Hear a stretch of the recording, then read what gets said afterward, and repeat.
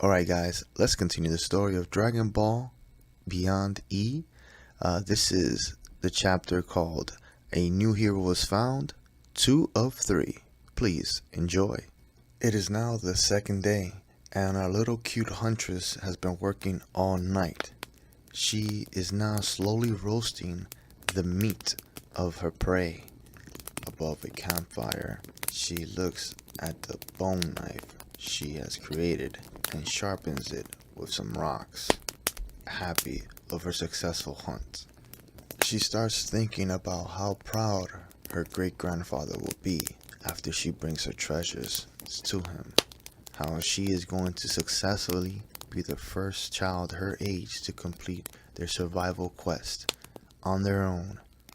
Some time passes and she starts to eat her meal, then looks up at the sky, remembering the shooting star on her first night. As she looks up, she sees that there is smoke in the air, and she thinks to herself, maybe there's some space rocks or metal there she can add to her collection. She debates and asks herself, should I just stay here in my camp and wait until the days go by, then look for space rocks? Or can I go now and avoid all this boredom? Well, anything beats staying here, she figures. This is not really much of a challenge, for she feels she is pretty strong for her age. That's why she decided to challenge herself to do this survival quest on her own. A little survivalist packs up some meat and hangs the rest of it on top of a tree away from the animals. Once she's completely packed and ready, she climbs the highest tree near her to survey her surroundings. She's looking for the deepest, thickest amount of smoke she can find, because that's what she knows her shooting star is. The little one gets to work, and she starts jumping from tree branch to tree branch, no matter the distance. She uses her strong, powerful legs to get her to her destination. After quite some time, she rests, drinks some water, and hears a strange sound. She hears something coming from the sky. It's not quite a type of bird. It's a sound unfamiliar to her, and it's coming from a distance and slowly increasing its speed and volume as it's coming to her. And then she notices people in the sky. She can't really make out who they are because they're wearing some kind of armor, but they're flying. They're flying in the sky. She's never seen such a thing. And they're going towards the same direction she is.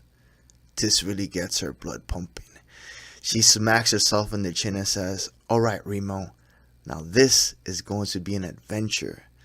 Our little survivalist Remo gets to work. She pushes even harder and stronger. She moves even faster. It is now the third day. She has had no rest, and she is now near the smoke.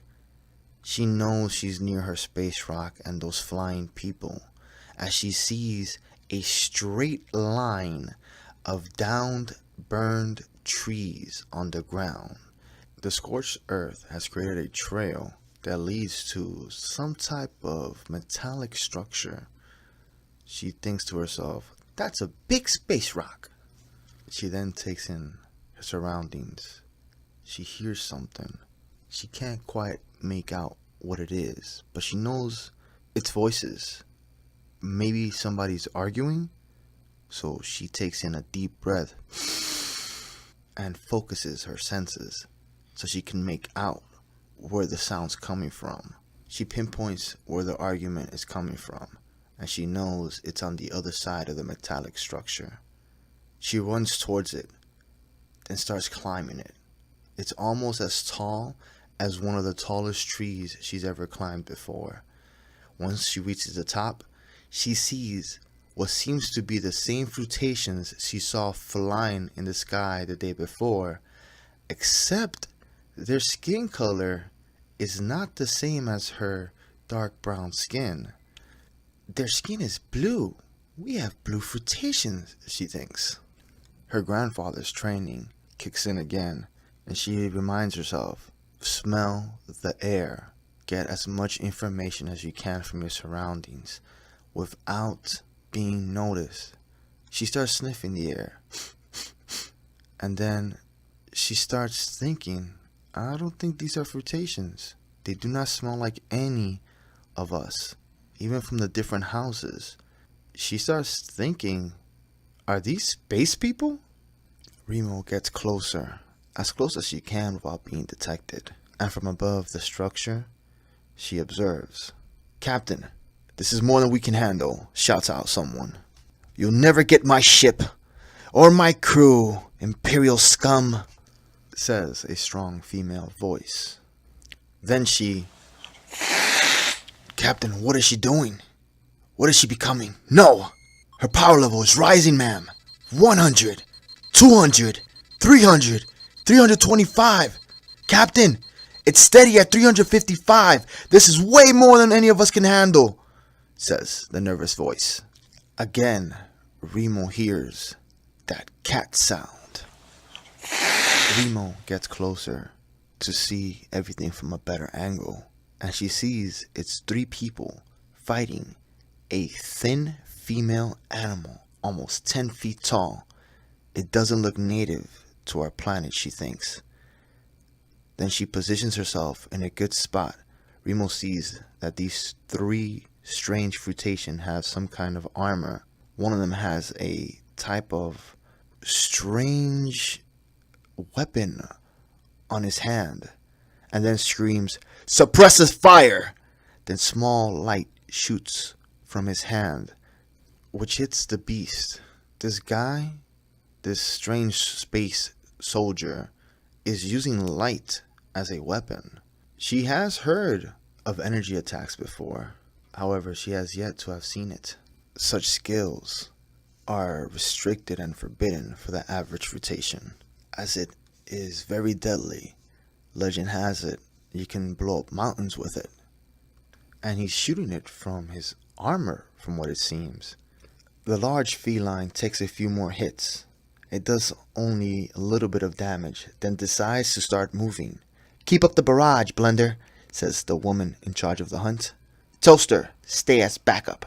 Yes, ma'am, the warrior screams and salutes, then says, be careful, Captain. You're one of the good ones. The female captain takes off her helmet and shows her face. She looks human-like a frutation, but has blue-yellow skin. She then gets in a ready stance and yells, in the name of our Lord and Empire, I will take you down and confiscate that ship. The captain charges at full speed towards the feline target. She uses her punches and her kicks, but notices they're ineffective. Remo thinks to herself, this is gonna be a bad hunt. She would like to interfere and help, but it's against her tribe's tradition to assist in a hunt unless they are invited to. A few minutes passes, and the hunters escape luckily with their lives.